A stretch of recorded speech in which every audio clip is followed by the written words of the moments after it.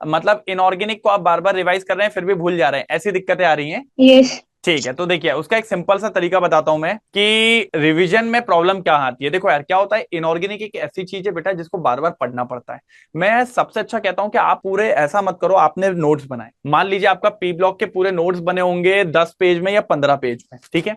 अब उसको आप जब अगली बार रिवाइज करने बैठते हो ना, आप उसको ऐसा करो कि उसको और डिफाइन कर दो, पूरे छोटे छोटे नोट 15 पेज को ले आओ कितने दिन में, मान लीजिए 9 पेज में ले। फिर उसके बाद जब अगली बार रिवाइज करो तो 9 पेज को कोशिश करो आप 6 पेज में ले आओ।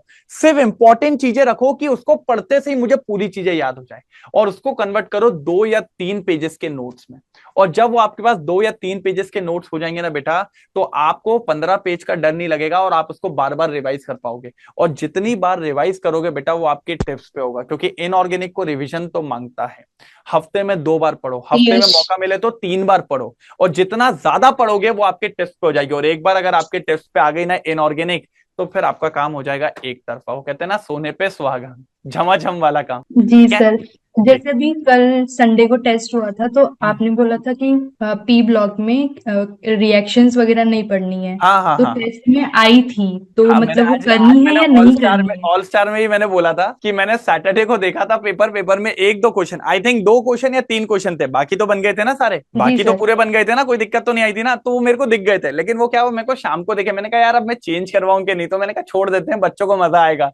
तो जैसे ही आज मैंने क्लास चालू करी, बच्चा सर गद्दारी कौरबे है ना, आपने रिएक्शन दे दी। तो मैंने ये भी कहा कि बेटा वो एक दो क्वेश्चन मैंने डाल दिए गए थे, लेकिन रिएक्शंस नहीं, अपन को सिर्फ स्ट्रक्चर्स तक देखना है, रिएक्शंस नहीं है आपके पार्ट में। जी सर। ठीक है, ओके, और बताइए कोई। सर।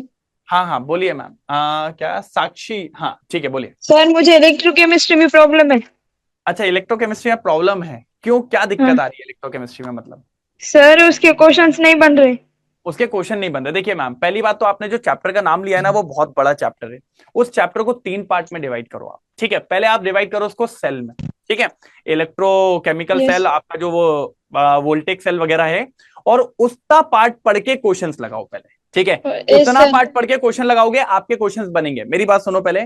फिर दूसरा सेकंड पार्ट जो आएगा ना, फिर आप जाइए किस पे, आपकी कंडक्टिविटी, मोलार कंडक्टिविटी, कोलराइश लॉ, उस पे जाइए, उसको पढ़िए, फिर उसके क्वेश्चन लगाइए। और थर्ड पार्ट आप जाइए बैटरीज और कोरोजन पे, फिर उसके क्वेश्चन लगाइए। बेटा हाँ। चैप्टर बहुत बड़ा है, अगर आप ऐसे ही पूरा पढ़ के जाओगे तो नहीं बनेगा। उसको क्या करो, 3 पार्ट में हाँ। डिवाइड कर लो। पहले पार्ट के लिए पहले क्वेश्चन लगाओ, दूसरे पार्ट के लिए फिर क्वेश्चन लगाओ, तीसरे पार्ट के लिए फिर क्वेश्चन लगाओ, फिर तीनों को एक बार पढ़ के कंबाइंड क्वेश्चन लगाओ, बन जाएंगे, ठीक है। Yes sir. सर अगर टर्म वाइज कोई पेपर देने को, अगर ये जो टर्म वाइज पेपर देता हूँ स्कूल में, तो उसके लिए सबसे बेस्ट अप्रोच क्या है? तीनों पार्ट्स को आधा थोड़ा थोड़ा थोड़ा बहुत याद करूँ, वो अच्छा कि पार्ट्स को अलग अलग याद करूँ? जैसे कि अगर हाफ टर्म एग्जाम है, हाफ ईयरली एग्जाम है, तो सिर्फ हाँ, फिजिकल और इनऑर्गेनिक करूँ, वही बेहतर कि तीनों पार्ट्स को आधा आधा करूँ चैप्टर्स नहीं, को? पहले तो डिपेंड करता है ना कि बेटा कि आपके हाफ टर्म में क्या आ रहा है। जैसे क्या होता है कि हाफ टर्म में कभी कभी ये होता है कि मेजरली पार्ट फिजिकल का रहता है, या मेजरली पार्ट ऑर्गेनिक का रहता है, या मेजरली पार्ट इनऑर्गेनिक का रहता है, तो उसके हिसाब से अपन को तैयारी करनी है। और अगर तीनों को बराबर बांटा है तो तीनों को साथ लेके जाना पड़ेगा सर, ऑप्शन नहीं है अपने पास। नहीं, वही अगर प्री बोर्ड में हुआ तो प्री बोर्ड में तो सब कुछ आता है। हाँ, प्री तो बोर्ड प्री में बोर्ड सब के लिए कुछ कैसे आता है, तैयार तो करूँ? प्री बोर्ड में सब कुछ आता है तो आपको साथ लेके पूरा ही पढ़ना पड़ेगा। देखो यार, अपनी डिमांड पेपर की डिमांड से होती है। पेपर किस तरीके से आता है, अपन को पढ़ना उस तरीके से आएगा, ठीक है। अगर पेपर में पूरा आ रहा है, पेपर में तीनों दे रहा है, तो तीनों को साथ लेके जाना है। लेकिन अगर पेपर में उसने ये कह दिया, कभी कभी ऐसी जगह होता है कि प्री बोर्ड्स में, मैं बताता हूं आपको स्कूल्स में क्या करते हैं प्री बोर्ड्स में, कि जैसे लेट सपोज लास्ट के 2-3 चैप्टर नहीं हुए, ठीक है, तो वो लोग क्या करते हैं, वो 2-3 चैप्टर को हटा के पूरे का दे देते हैं प्री बोर्ड। अब वो 2-3 चैप्टर काय के, ऑर्गेनिक के, भाई ऑर्गेनिक के चैप्टर 5 है, 3 हटा दिए तो उसका वेटेज तो बहुत कम हो गया ना। तो मेजरली पार्ट अब इस बार क्या आ रहा है, फिजिकल का और इनऑर्गेनिक का, तो ये दो वाला पार्ट बहुत ज्यादा हो जाता है। तो डिपेंड ये करता है कि क्या पूछा जा रहा है। अगर पूरा कोर्स आ रहा है तो तीनों को साथ में लेके जाना ही पड़ेगा। सर आपसे मुझे ये पूछना था कि जो नेम हाँ रिएक्शंस है वो टोटल कितनी है? आपने जैसे इम्पोर्टेंट तो 30 करवाई थी हाँ आपके हाँ एक सेशन में, वो तो हाँ। सर अच्छे से आती हैं, लेकिन कुछ और रिएक्शंस है जो मतलब मैंने देखी भी नहीं है, एनसीईआरटी जैसे में भी नहीं एग्जाम्पल, दिखती वो। एग्जाम्पल। सर थी एक दो रिएक्शन, मोटिवेशनल वर्ल्ड ने भेजी थी सर टेलीग्राम अच्छा, पे, जो उस पे था ना सर। मोटिवेशनल वर्ल्ड ने भेजी थी आपको, ठीक है चलो ओके। अ, तो तो पॉइंट समझिए मेरा, देखिए मैम क्या होता है ना कि मैंने जो आपको कराई थी वो सबसे इंपॉर्टेंट, जो सबसे ज्यादा बार आती है वो है, ठीक है। अब यस इसके सर। बाद जैसे मैं एक बताता हूँ, शॉर्ट एंड बाउमन रिएक्शन करके एक है, तो वो अपन को नहीं पूछी जाती है बेटा। ऐसे रिएक्शन अगर मैं देखूंगा ना तो करीबन करीबन 45 से 50 रिएक्शन, यस सर। है ना। तो अपन को पूरी नहीं, मैंने क्या बोला देखो यार बेटा, अपन को भेड़ चाल में नहीं जाना है कि अरे वो कहीं से अपन ने ले लिया पूरा रिएक्शन का फर्रा और अपन लगे हुए पढ़ने में, ऐसा ऐसा ऐसा ऐसा ऐसा नहीं। भाई पेपर में जो पूछी जाती है अपन उसी के पीछे जाएंगे, अपन स्मार्ट स्टडी करेंगे। अगर पेपर में ये 35 रिएक्शन में से ही पिछले 10 साल में आ रही है, तो क्यों ना अपन फोकस करके पहले इन 35 रिएक्शन को ही पढ़ें। क्यों अपन यस सर। 50 पे जाए जबकि वो 15 में आने ही नहीं वाली है। तो बात समझ रहे हैं यस सर। जी। और बोलिए मैम। बस सर, और तो सभी क्लियर है। ठीक है ठीक है, और को अच्छा हाँ सर, सर, एक और बड़ी दिक्कत। आयोनिक को कैसे करना है वो बता दीजिए, तो क्योंकि किसको लिखी आयोनिक था? के सर जैसे आयोनिक रिवाइज भी है और मतलब अच्छे से याद भी है, हाँ हाँ। बट क्वेश्चंस नहीं बनते, आयनिक मेजरली बफर इक्विलिब्रियम की बात कर सॉल्यूशन रहे से हैं? नहीं बनते हैं। आयनिक इक्विलिब्रियम की बात कर रहे हैं? जी। हाँ मैम, देखिए मैं अगर आपको खुद बोलूं तो पूरी केमिस्ट्री का सबसे टफ टॉपिक वही होता है, आयनिक इक्विलिब्रियम। क्योंकि बेटा पहली बात तो अगर पता है उसकी फॉर्मूला शीट बनाने जाओ ना, तो इतने फॉर्मूले निकलते हैं कि क्या बताऊं मैं आपको। तो उसका सबसे अच्छा तरीका है, उसको रिवाइज करने का तरीका उसके क्वेश्चन से। सबसे पहले उसके उठाइए 20 साल के क्वेश्चन देखिए। कितने साल के क्वेश्चन देखिए बेटा? 20 साल के। मैं आपको हमेशा बोलता हूं 5 चीजों से पेपर बनता है आपका। कितनी चीजों से? 5 चीजों से। अब सुनिएगा पहले 5 चीजें क्या है। पहला एनसीईआरटी, दूसरा एनसीईआरटी एक्सरसाइज, तीसरा एनसीईआरटी इंटेक्स, चौथा एनसीईआरटी बोलिए एग्जाम्पलर, और पांचवा आपका होता है पीवाईक्यू। अगर ये पांचों चीजें आपने पढ़ ली है ना बेटा, इसके अलावा आपको ज्यादा कुछ इधर उधर भगने की जरूरत नहीं होती। ये पांचों मिलके 80 85 90% तक का आपका पेपर आ जाता। तो सबसे इंपॉर्टेंट होती है ये पांचों चीज। तो मैंने क्या बोला, 20 साल के पेपर निकाल लो, इंटेक्स क्वेश्चन रख लो, एक्सरसाइज क्वेश्चन रख लो, और एग्जाम्पलर क्वेश्चन रख लो। बस उन क्वेश्चंस को लगाओ अपने फॉर्मूले शीट के साथ। आयोनिक में भी मेजरली बफर टॉपिक से नहीं बनते, बाकी जैसे बफर से नहीं बनते, सॉलिबिलिटी हो बफर का गया। भैया थोड़ा सा और को वो फॉर्मुलेज याद रखने पड़ेंगे, न्यूट्रल उनके एग्जांपल्स इंपॉर्टेंट है कि कौन सा फॉर्मूला कहां लग रहा है। देखो यार बफर भी बोलूंगा, बफर के साथ फिर आपके वो जो पीएच वाले 3 फॉर्मुलेज हैं, strong acid weak base, weak acid strong base, weak acid weak base, ये वाले जो कॉन्सेप्ट हैं, इनके लिए आपको क्वेश्चंस की अप्रोच समझ में आनी चाहिए कि क्वेश्चन किस लेवल का दिया है, क्वेश्चन में क्या पूछा गया है। अगर क्वेश्चन में पूछा गया भैया स्ट्रॉन्ग एसिड वीक बेस और आप चले हुए वीक एसिड स्ट्रॉन्ग बेस के चलते, तो फिर आपका क्वेश्चन में होना है 0। तो पहले आपको समझ में आना चाहिए कि स्ट्रॉन्ग एसिड वीक बेस से कौन सा सॉल्ट तैयार हो रहा है, तो मतलब आपको बेसिक्स क्लियर होने चाहिए। तो आप पहले बढ़िया तरीके से बैठ के थोड़ा सा नोट्स को रिवाइज करें, और एक एक करके, मैंने क्या कहा बेटा, नोट्स एकदम सामने होने चाहिए आयनिक इक्विलिब्रियम के, क्योंकि वो बहुत बड़ा चैप्टर है। एक पेज में इतनी सारी चीजें लिखी होती है कि आपको बड़ी दिक्कत में डाल सकता है। तो उसको थरोली पहले पढ़िए अच्छे से, उसके बाद सारे फॉर्मुलेस को याद करिए, फॉर्मुले शीट को सामने रखिए और एक एक करके सॉल्व करिए। सर, अभी हम लोग क्वेश्चन प्रैक्टिस पे ज्यादा ध्यान दें या कॉन्सेप्ट पे ज्यादा ध्यान दें? बेटा क्वेश्चन प्रैक्टिस पे ज्यादा ध्यान दीजिए, लेकिन जहां क्वेश्चन ना बने तो उस कॉन्सेप्ट को पढ़ना जरूरी है। ठीक है, मैं हमेशा कहता हूं रिवीजन अपन को पेपर से नहीं करना है, पेपर से अपन को एक आध बार पढ़ना है। पेपर से इन द सेंस आपके नोट से एक बार पढ़ लो कि हाँ मेरे को आता है, ठीक है पढ़ लिया। लेकिन हमेशा रिवीजन सबसे ज्यादा किससे करिए? क्वेश्चन से, क्योंकि बेटा जितने सवाल लगाओगे ना तभी पेपर निकलेगा।